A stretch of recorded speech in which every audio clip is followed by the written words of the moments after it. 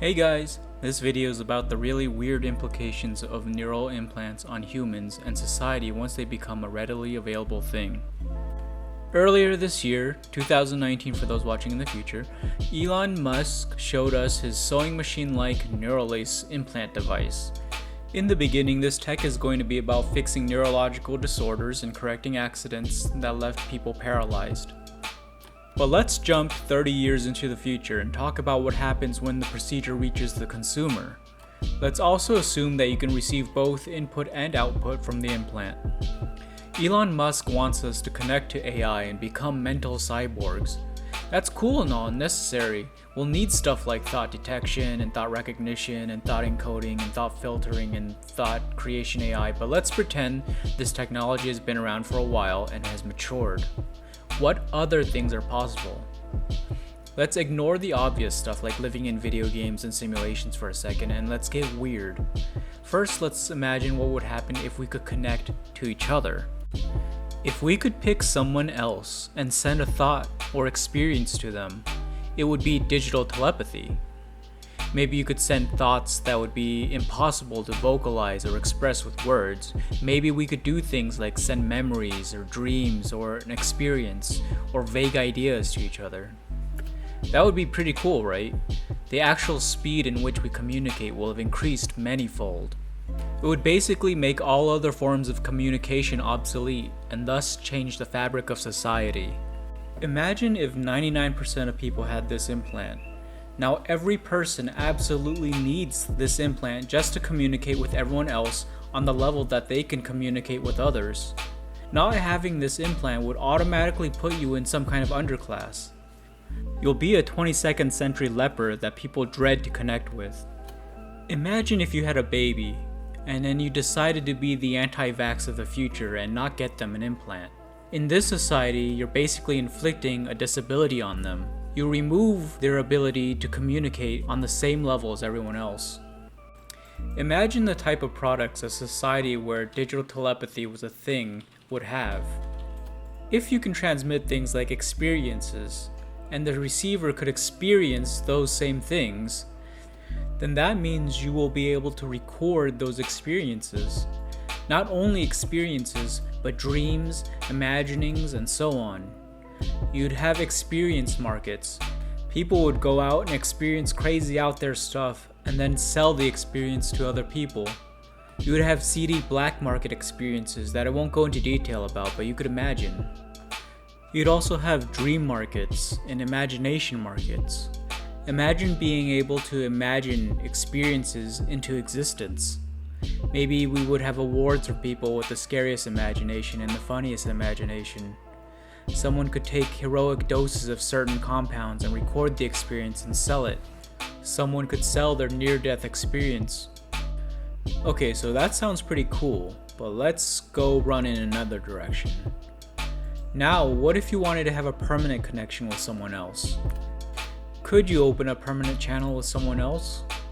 It would probably take a while, but your neurons, being as plastic as they are, would adapt to this non-stop input. In a way, you would be physically connected to this other person. Would they be like a voice in your head?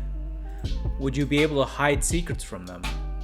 The question here is, where exactly does the barrier between them and you start?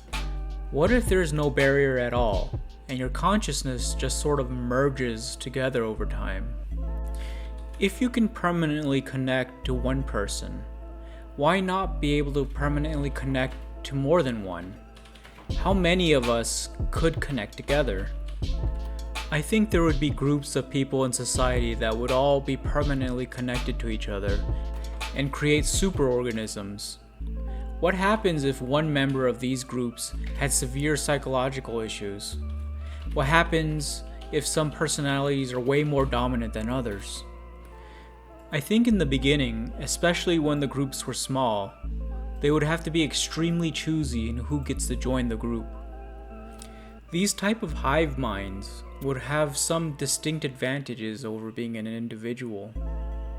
They would really be able to work together to achieve their goals. They might be so good at working together that corporations will be forced to group up in order to continue. What if in order to work at Microsoft, you had to join the Microsoft hive mind.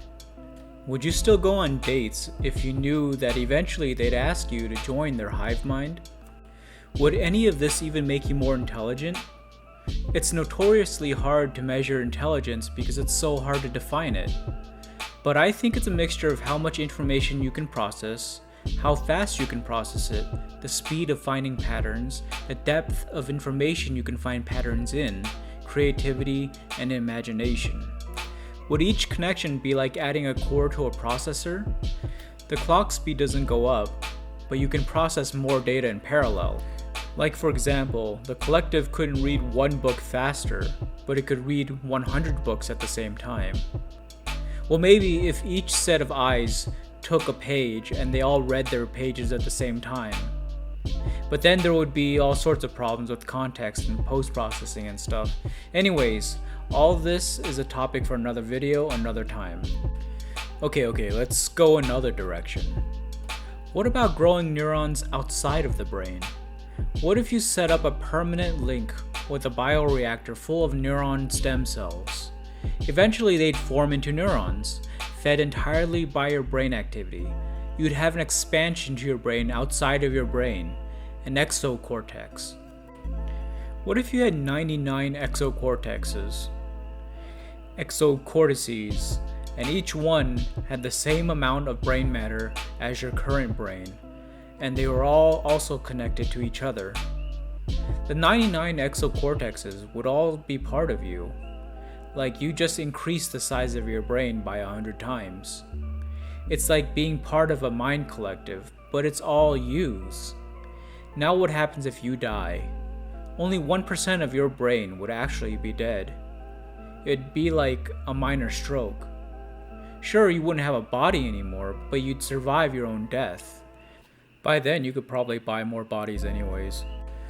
You could also have specialized exocortexes that you trained or had someone else train or had an AI train. Maybe they'd allow you to do things like connect to the super advanced idiot god AI that is at such a different level to us that it has a hard time communicating. What if hundreds of people got together and built a gigantic exocortex and all fed it their brain's inputs? We'd create a big boss brain, a mother brain. Also, why stop at connecting to other people, exocortexes, and AIs?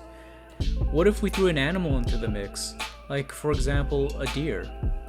Or what about instead of living things, we started attaching things like thermal cameras with neural interfaces?